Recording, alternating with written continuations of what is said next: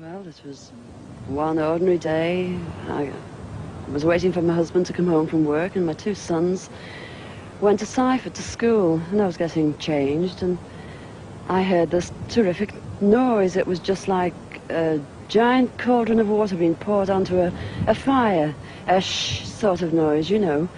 And my first reaction was, oh, the children. I thought maybe a plane was crashing or something like that.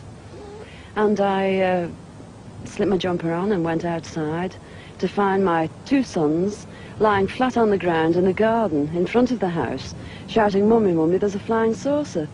Well, naturally, I just said, "Come on, don't be stupid. Come in the house." But felt sort of a strange sensation. Wended my way up the side of the house to where we had a pump, where we used to get all our water from, and automatically looked up to see this, all I can describe, this huge Mexican hat. It was stationary, this thing, and it was bright silver in colour, and it had a dome. A dome. It was tilted to sort of, I could see the occupants in it. You saw people in it? I saw people in it. There were two people in there. These people were beautiful people. That's the only way I can describe them. They had long golden hair, like a page boy bob, just like the old kings. You used to see photographs of the old kings. And the colour of the hair was golden. Now, I was really... What were they dressed in? They had a sort of a polo neck jumper affair, like a ski top suit, in pale blue.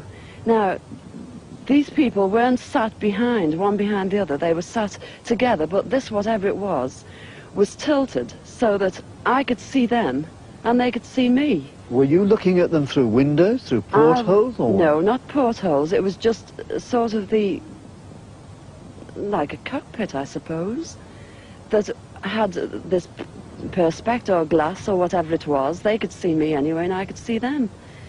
And they had beautiful faces. I shall never forget their faces as long as I live. Their foreheads seemed to be a bit larger than, you know, the bottom of their faces as normal people you would expect to see. But maybe this was just whatever they had round their heads, which was like a transparent fishbowl. And they just looked, and I was absolutely paralytic with fear. I couldn't move, although my mind was ticking over. And they looked so sympathetic that I was just mesmerized for what seemed to be, oh, ages, but it could have only been seconds. And I turned to sort of look down at the boys, was unaware that they were with me because I was so absorbed. And the next thing, I looked up and it was gone. How low had it been? It had been the height, I couldn't tell you. But the house that you've seen, it was just on top of the roof. It was hovering on top of the roof. How big was it compared with the size of the house? It swallowed the whole circumference of the roof. I couldn't see, the roof was completely blotted out. The chimneys I couldn't see. All I could see was this massive object that I described as like a Mexican hat without the bubbles. And then it flew away sideways or upwards? No, I didn't see. I just looked up and it had gone. But I assume it went straight up, because for a short while after in the sky I looked around and I said to my two boys, "Where, can you see anything? Can you see anything?" And they said, "There it is, Mum," and they pointed up, and I watched it. It was just like a little cotton reel in the sky, and it circled us 3 times. It went round 3 times, and then it just shut off, and that was it. When I started to analyze myself afterwards, I feared that I might have had an hallucination, but then I knew I hadn't had, because my sons were so sure about what they'd seen and what I'd seen. And it went through my mind that it was a secret weapon from Russia, and then I thought, oh, well, it can't be that, because if they had something like that, they wouldn't need to fear anybody or anything. Were you scared by it? Did you run indoors? Oh, I was petrified. I couldn't move. I couldn't move a muscle. I was paralyzed with fear. But now I wouldn't be.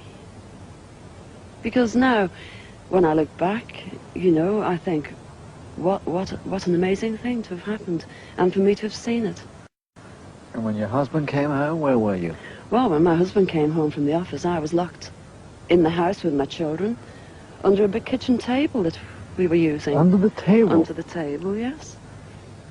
It's funny now when I look back, you know, it sounds absolutely ridiculous, but this is the truth. This happened. And that's it. We were ridiculed. It was very embarrassing at the time, and people, they possibly thought, oh, she's a nutter. But, you know, who cares? This is something that's happened to me, and I'm a practically minded person, and that's it.